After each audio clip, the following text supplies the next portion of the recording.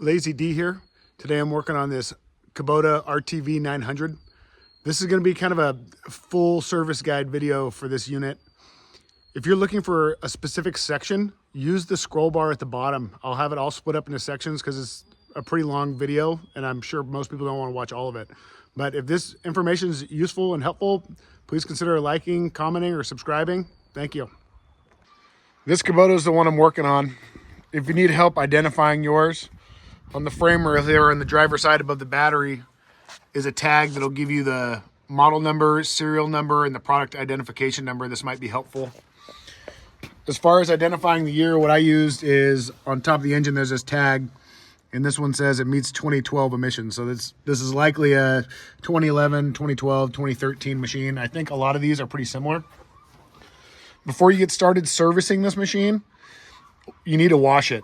If you can lift the bed up, pressure wash everything as best you can, it's going to make servicing a lot easier and a lot better result in the end, because you won't be getting dirty or dirt and debris in clean areas while you're trying to change filters, and you're going to be able to inspect everything better. So take your time and wash this before you start working on it. I went through the service manual for this Kubota. I distilled down the service schedule so it's a little bit easier to understand on this whiteboard. So what we're looking at is everything with an R in front is something you're going to replace no matter what the condition at a certain amount of hours. So you can see there's 100 hours, 200 hours, 400 hours, and 800 hours. Everything with an I is going to be an inspection. If during an inspection you determine that needs to be replaced, that means replace it. Some of these items do not have a designated amount of hours that you just replace them. It's purely based on inspection. I'm going to put a link to a website that has the service manual on it for free. Use that website at your own discretion. I have no part of this website or anything. It was just free information I used, although it does look secure. So the way that this works is every 100 hours, you're going to do the 100-hour service. Every 200 hours, you're going to do the 100 and the 200. Every 400, you're going to do the 1, 2, and 4.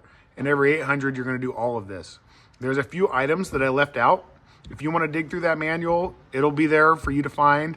There's a few other inspections, but these are kind of the big points that you need to hit when you're servicing this machine. Another thing I want to mention real quick is if you look at this at a glance, you can see that Kubota recommends changing the oil filter every other oil change. If you're like me, just change the oil filter every oil change. So you can change the service schedule to whatever works for you and makes you feel better about maintaining your machine. So I have the 800-hour engine valve adjustment here. I'm actually not going to do that in this video. If you're interested in seeing that, I'll have another video that I do that in, but I feel like it's kind of outside of regular service for most people, so I'm going to make it separate so it doesn't take up too much time. This is a list of all the parts I used. I got these from a local Napa auto parts store. These part numbers should interchange with a bunch of other ones.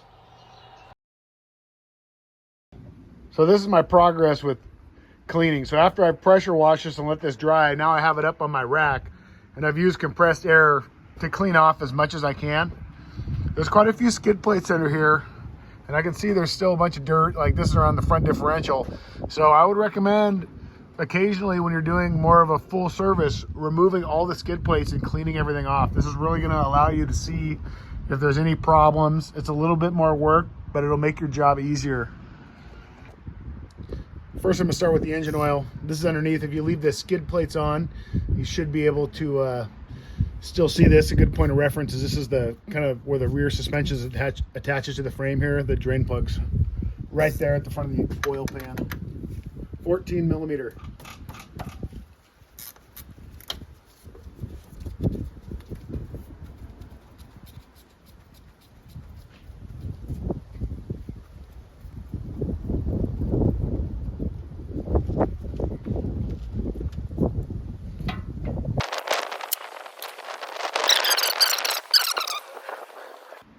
Drain plug is an M12, so if you need a new seal there or crush washer, that's the size it'll be.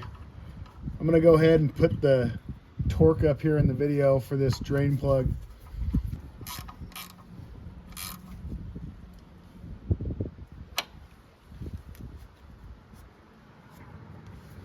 To access the oil filter, if you're on the ground, you're gonna do it from the top. I have this lifted up so I can see it from the bottom here. It's on the driver's side of the engine, right underneath the alternator. I already loosened mine. I put a strap wrench on it and got it loose. I would say if you're putting a tool on this oil pressure sensor connection is pretty tight next to it. You might damage it if you don't disconnect that when you're working, but just remember to plug it back in if you take it off. And because I have the skid plates off and I've cleaned everything, it's a lot nicer. This oil is actually going to run down into my pan. I'll be able to clean this a lot better. If you don't take the skid plates off, it's quite a mess. So if you're not going to, you may want to stack some rags underneath the oil filter to try to catch this oil that's going to drain out when you take the filter off.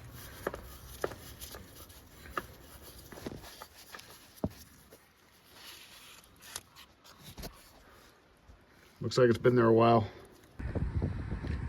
New filter going on is the Napa brand. The number is 1365 for the engine oil filter.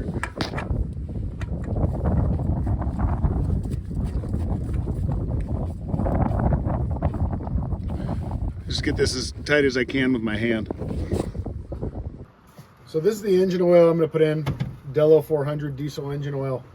I'm going to put up here in the video the spec that Kubota calls for the engine oil, which I brought to my local auto parts store and showed them, and they had no oil that met the specs. But the CK4 diesel engine oil is rated for diesel engines, and I'm sure it's going to be fine. 1540. Use your best judgment. The manual also says, I'll put the capacity in here, that with a filter change, it's going to take 3.3 quarts.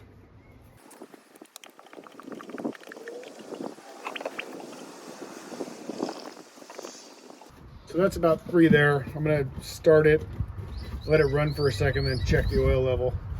Don't forget to take your funnel out before you start it. You might make a mess everywhere if you don't.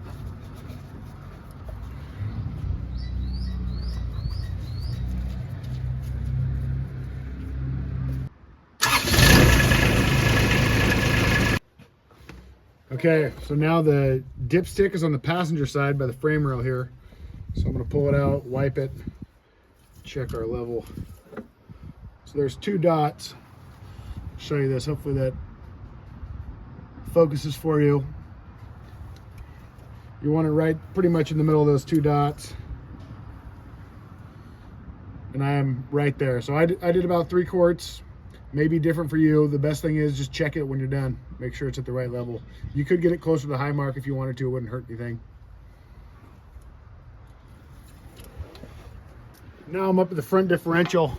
There's a skid plate normally over this. You should be able to access this bolt with the skid plate on. The drain plug is a 14 millimeter head. So I'm going to go ahead and take that out and let this drain.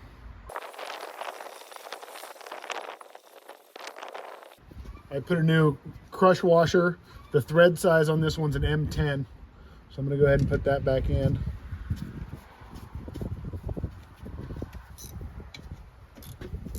I'm going to put the torque in here as well. So in order to fill the front differential, you're going to have to open the hood on this thing. I want to note this because this mechanism's a little bit more difficult than some of the other ones. So I have it open already, and you would think you could push this over, but if you really try to push this to the right, it doesn't work. What you have to do is get on the outermost right side of it and push up, and that is how you actuate it. It's really hard to see with the hood closed. I'll show you. When it's closed, you have like no room, so you're kind of feeling around, and you feel it in there. It's frustrating, but if you can get to this outside edge and push up, it'll open. So hopefully that's helpful. That took me a minute to get that sorted out. But if you look down, there's our fill plug and dipstick. I'm gonna go ahead and fill this. It's gonna be a little bit hard to see. I'll have to get a long funnel maybe, or I might just meter out the right amount of oil and put it in there. I'm also gonna put the oil spec here and the capacity. This is the hydraulic fluid I got from my local auto parts store that meets the Kubota UDT. So if you look back, I wasn't gonna get exact UDT fluid, but they did carry a product that says right here. Kubota UDT fluid. So that's going to be most of the fluids, except for the engine oil in this machine. That's oil is going to be this stuff. It's a little bit difficult, but for the front diff, it only takes, you know, about 0.7 quarts. So I actually used a funnel to pour some into a smaller container, so I'll be able to handle this a little bit better. It's a little bit bulky in this 5-gallon bucket, so if you have some sort of oil transfer tool or just pour it like this, it can make it a lot easier. So this fill plug is just a little plastic cap. It's also got a dipstick on it. Because it's so far down there, I've filled this quart container with the exact amount of fluid it calls for to hopefully minimize the amount of times I have to try to pour this.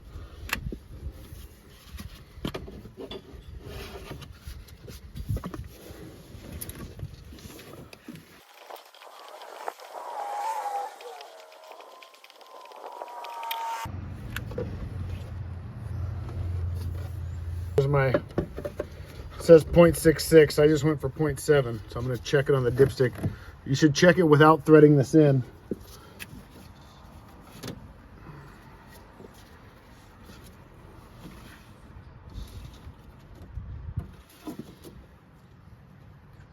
And yeah, just a tad above the high mark. I'm okay with that.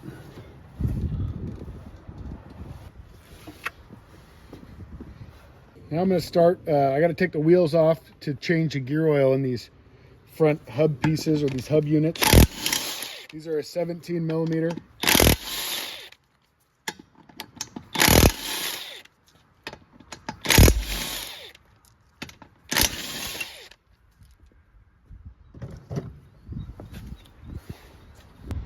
Okay, so here's our fill plug, and the drain's right down here. So we're going to drain it all out, and then we're going to fill it up here. These are both 14 millimeters.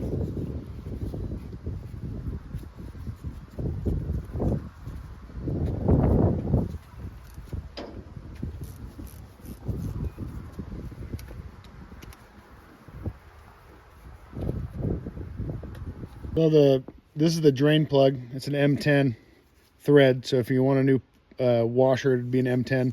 The fill plug's an M16 thread. So if you want to replace those, I would recommend for anyone doing this kind of stuff, you should have an assortment of just drain plug gaskets. They sell them on Amazon pretty cheap. I'm gonna look up, I'll put the torque for these in here too as I do them.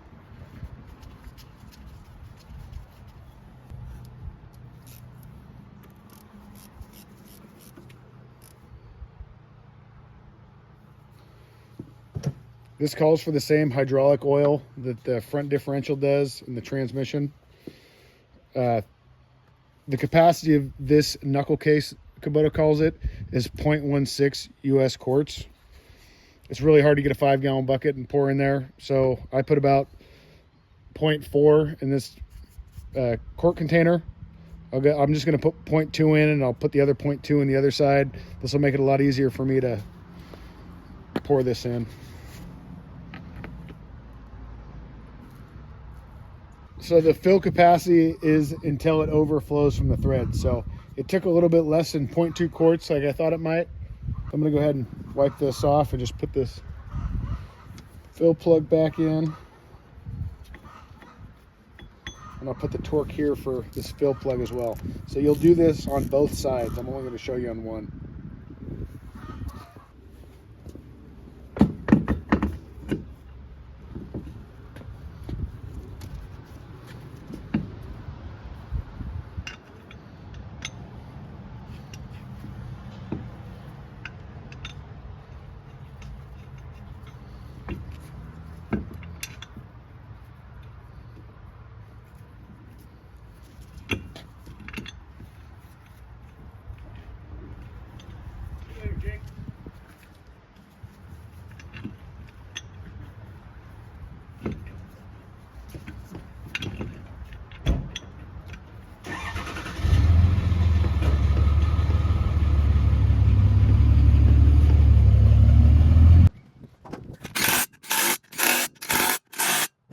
So I'm going to start on the transmission now. This is looking underneath.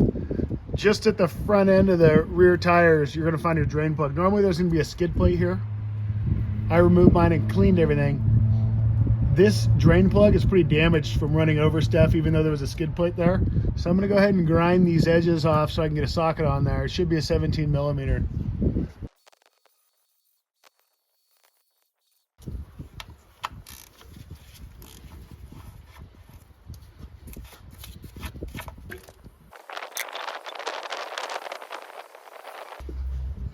There's a magnet on this drain plug.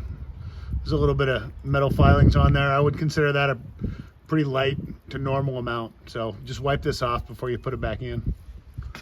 The thread size on this drain plug is an M20. So if you're gonna put a new washer, that's the size you'll need. I'm gonna go ahead and put the torque in here for this as well. The transmission fluid drain, I'm going to change the two transmission filters. There's one here and one right here. I'm going to take this cover off to access this filter, and so it doesn't drain all down this shield. So I'll take 2 bolts out down here and then 4 around here. These are all 13 millimeter heads.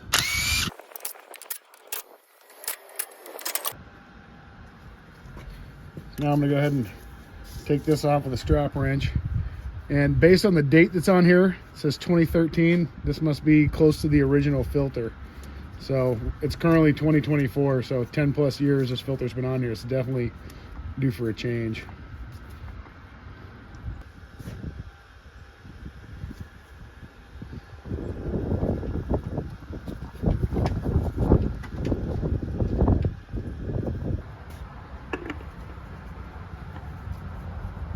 Yeah, so it seems like this Napa filter fits.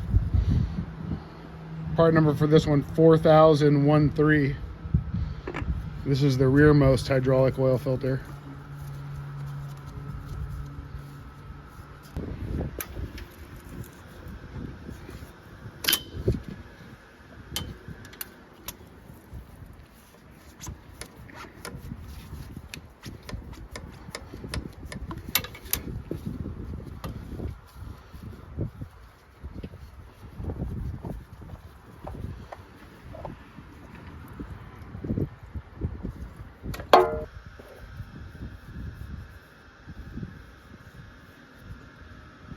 Same filter for this front one here.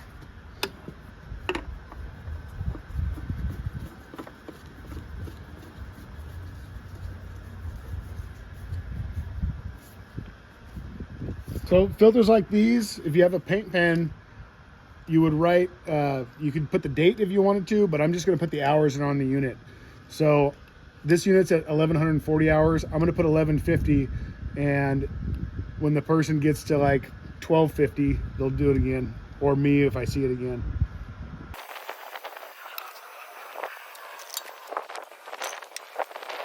I'm gonna fill the transmission with the same tractor hydraulic fluid that meets the Kubota UDT fluid.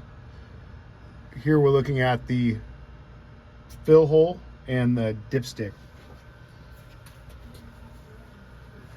This calls for 2.6 quarts.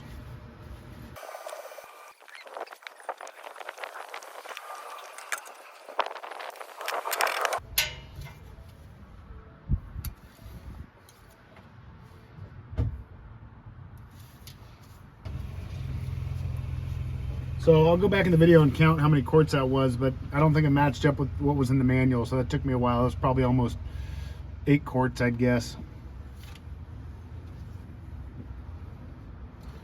And then I'm done with this now, but as a reminder, you're gonna need to go drive this and check this oil again, because those hydraulic oil filters that we changed are gonna fill up with oil. That might change a little bit. You might have to put another half quart in. Just check it and add it to you after you drive it around, you know, drive around your yard or wherever. Now I'm over at the, I guess, the hydraulic oil reservoir on the passenger side, right behind the passenger seat. I'm gonna try to get the filter and the plug both in this shot here. So the filter, I have a 22 millimeter here that fits it. We're gonna drain it right out the plug on the bottom here.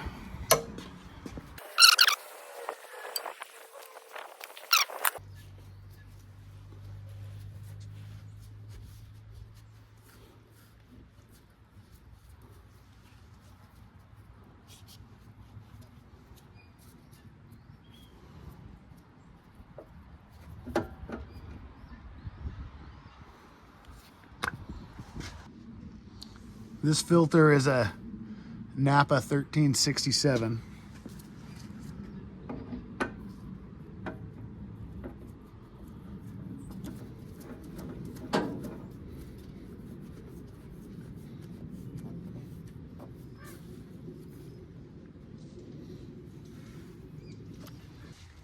The reservoir drain plug, the thread is a M20, so you need an M20 crush washer if you're going to replace it.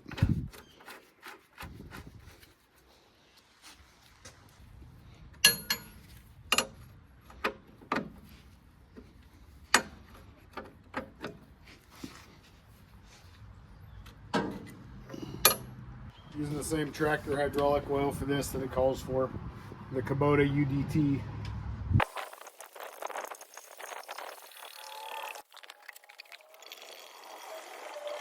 Now I'm going to replace the power steering fluid.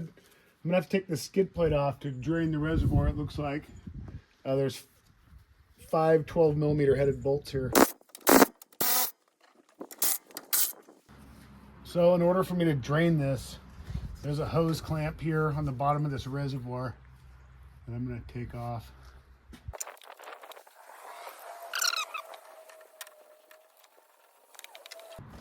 So this is a plastic nipple, so be careful when you're pulling this off. You don't want to break the reservoir. If you know of a better way to drain this, put it in the comments.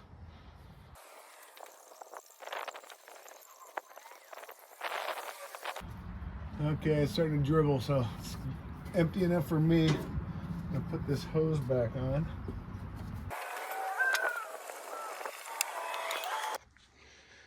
To access the power steering fluid reservoir, you're gonna lift up your seat,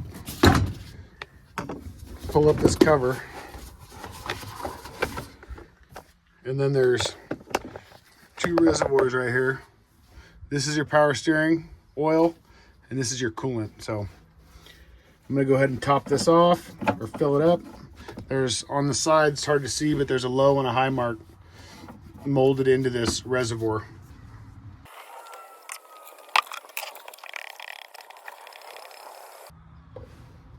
Right there. So that probably took about maybe 2 gallons or so. And then right up to the high mark.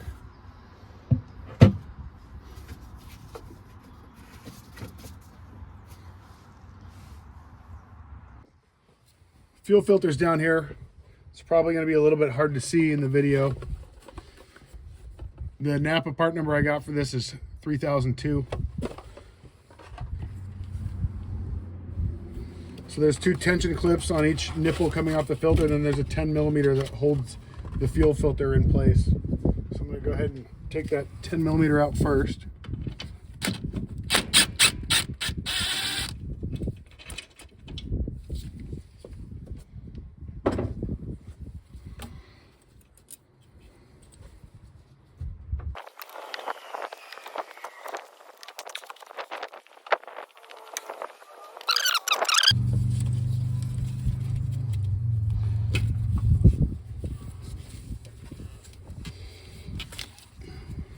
Important here is the fuel's going to come in this side. There should be a flow mark on your filter and come out the larger side. So you want to be able to see any contaminants that come in should be on the outside of the filter element, so you can see that if it's contaminated later.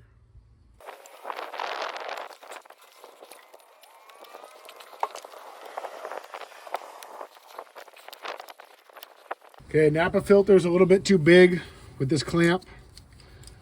What I'm going to do is I'm just going to get a zip tie and zip tie that filter in place.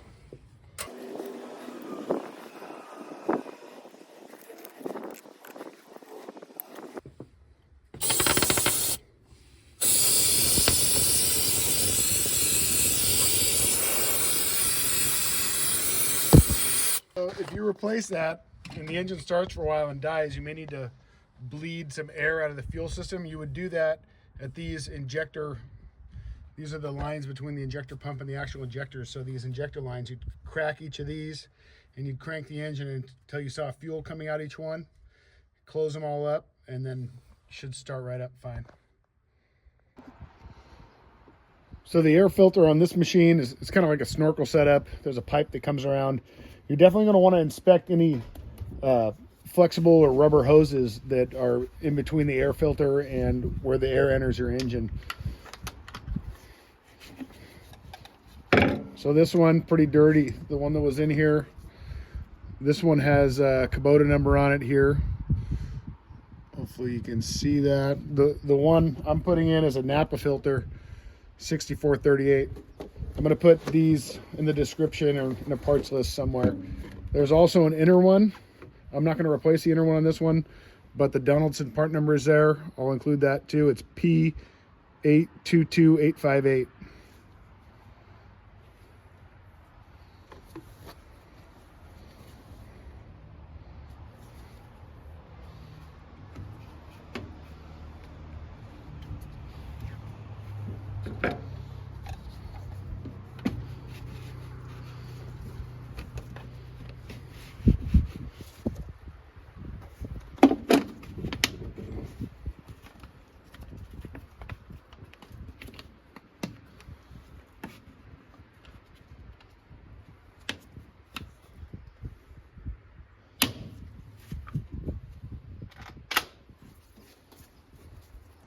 This is the air filter that I took out. It's pretty dirty. You can clean these air filters. The service manual does say if you're going to clean it, use compressed air and regulate the air pressure down to 30 psi.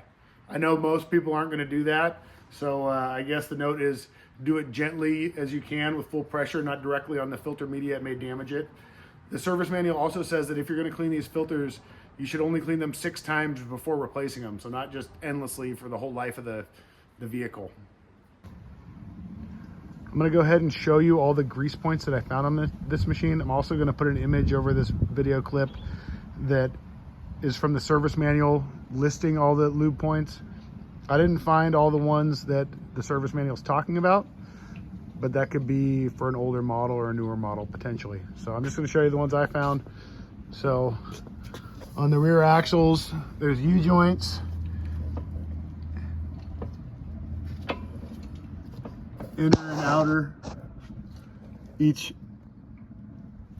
have a grease zerk on both sides. A tip to cleaning all these before you start greasing is a good idea. That way you're not trying to change what tools you're using with greasy hands. If you look pretty close at the shift linkage, there's a few here. There's one right here, one there. And then these two here. These are the only ones that I found. Look around on your machine, you may find more. While I have this seat up and this cover pulled back, I want to point out that this unit uses 3 different heat exchangers. One being the radiator, which is right here. Then there's one that is for the power steering fluid. You can see it's pretty dirty. And then the very back, behind the bed, there's one for the transmission oil. All 3 of these should be periodically blown out with compressed air. I'm going to pull this. There's a screen in front of the radiator. I'm going to pull this up so I can show you. I'm going to pull this off. If you look down in here, it's kind of hard to see with the camera like this anyway. But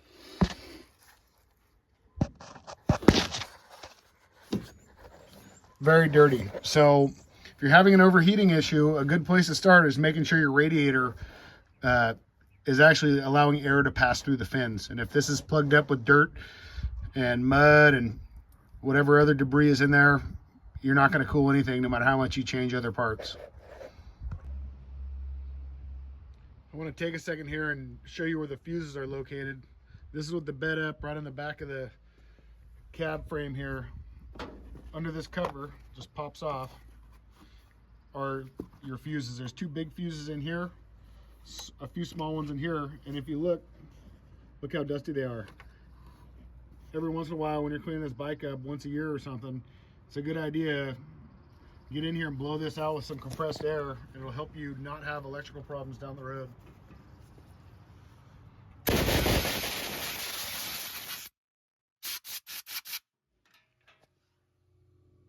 That looks a ton better. That'll just help things stay drier in general if there's less area and dirt for the water to soak into, and then it takes a long time to dry out of there. Just a quick blow out of this fuse box, and you could even do this one too if you wanted. There's these two big ones here. There's also a couple of relays right here. It doesn't hurt to dust those off real quick. Additionally, for the small fuse, or the big fuse box with the small fuses in it, there's a legend right on the inside of your lid that tells you what all those fuses are to. Oh, and even the big fuses are labeled here also. These are slow blow fuses. One's for the ignition switch and one's for the alternator.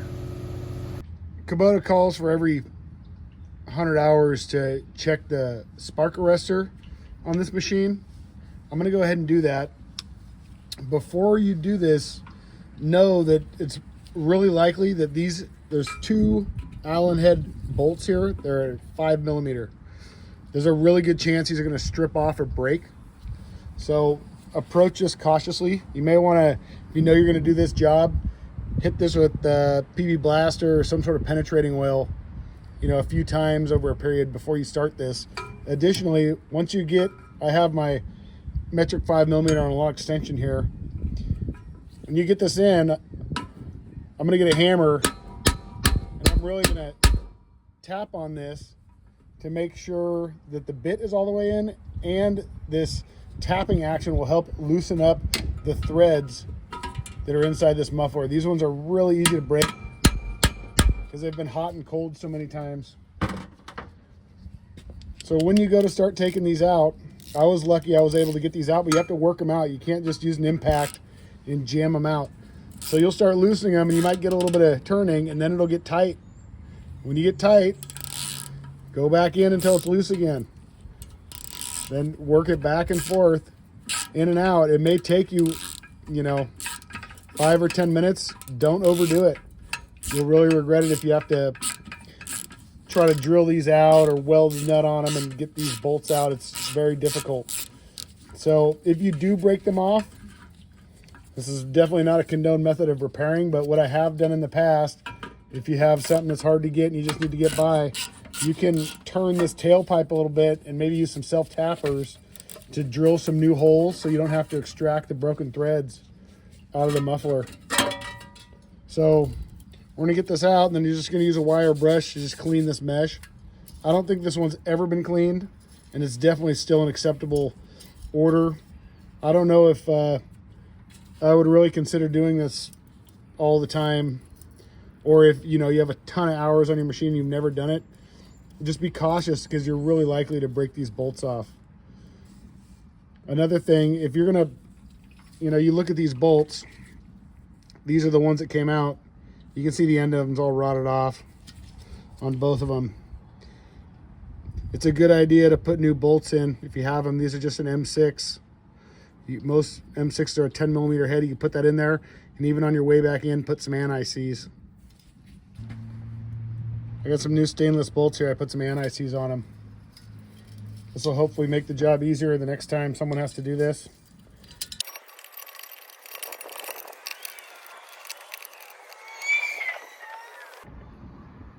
Here I'm going to show you how to check your fan belt and alternator belt. This is the driver's side underneath the bed. You can see the belt here goes around up around the fan, around the alternator here.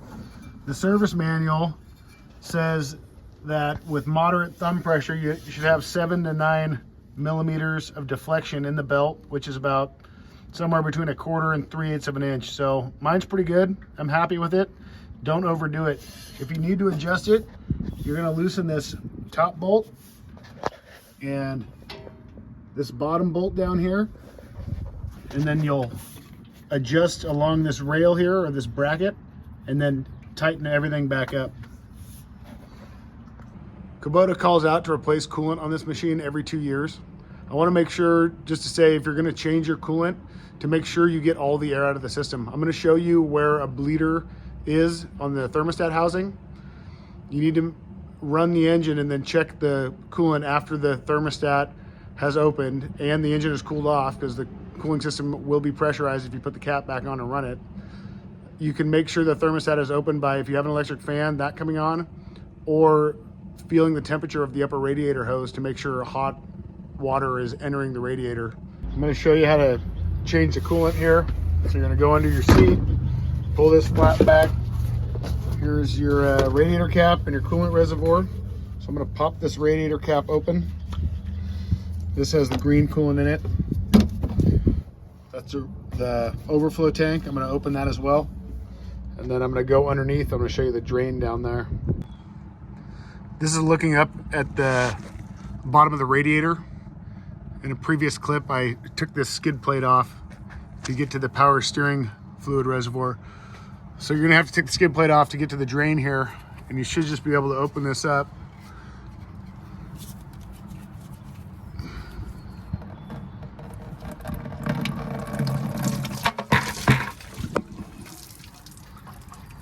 And drain the coolant out without spilling it everywhere. So I'm down to a slow drip. Looking at my bucket, definitely looks dirty. I don't know how well you can see the color in the video. Dark green. I would say less than a gallon came out, so I'm thinking a gallon's gonna be more than enough to fill us back up here.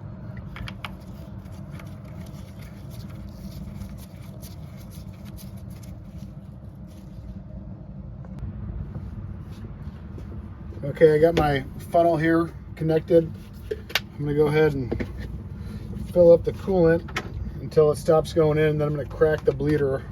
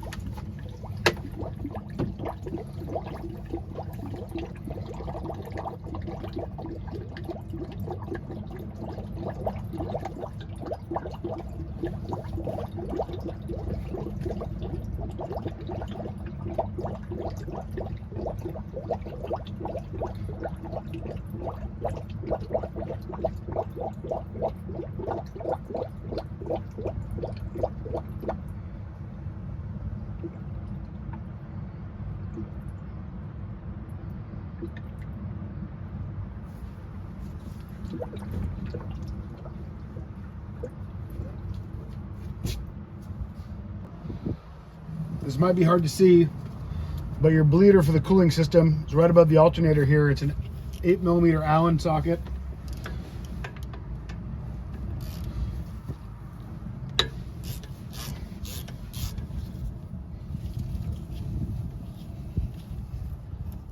And there's already coolant coming out, so I'm happy there.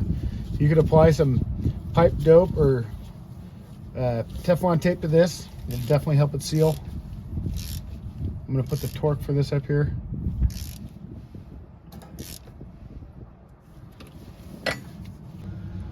I intended to get a time lapse here, but I forgot to hit record. So I bled the cooling system. This is the funnel set I use. It's a spill-free funnel. It's got a bunch of adapters, so you can adapt this funnel right to the radiator cap and it seals. I'll fill the cooling system and then this funnel about halfway, and I'll run the engine for however long it takes for the thermostat to open. I can tell the thermostat is open because this hose gets very hot. You'll see some bubbles come out and you can definitely feel the temperature difference. Once you get what you think is all the air, go ahead and close up the system. Don't forget to top off this reservoir. There's fill lines on the side. If you miss a little bit of air, once the radiator cap's on and it pressurizes it or overflows in this bottle a couple times, it'll bleed the rest of the air out. But after your first ride, check it. Kubota calls to replace the brake fluid every 2 years. You see the sticker there, it says .3 only. So I'm gonna check this brake fluid. So I'm gonna pop this lid off and get this strainer out. So I have this King Bowen brake fluid tester. I have it set for .3, and this is gonna test the moisture content in this brake fluid. It says we're at 1% or a little bit greater than 1% maybe, and it's okay. So every time I see this machine or I service it, I'm just gonna check this until it's out of range, and then I'll bleed the brake fluid then. If you did need to flush the fluid out, you can see back here, right, kind of at the front of each rear wheel is kind of this hydraulic block here that the brake fluid goes to. This is a bleeder. There's one on each side, and you would just flush all the fluid out, you would either need a vacuum bleeder or someone to help you bleed the brakes by pumping up and down while you bleed out the bleeder here. So since I covered kind of checking the brake fluid, Kubota calls there to check these. There's seals that contain the brake fluid inside this hub unit. I'm not entirely sure how the brake mechanism works, but they say you should take these plugs out and see if there's any wetness or leaking brake fluid. And if there is, you would replace the seals inside this hub. In order to do that, you'd have to dig through the service manual. I haven't done it before, but I'm sure it's doable. The service manual is very detailed. So I don't see any fluid, so I'm just going to tighten this up and check it next time. This video was kind of a long one. Hopefully it's helpful. There's a lot of information in here. If this was beneficial for you, please like, comment, or subscribe. Thank you.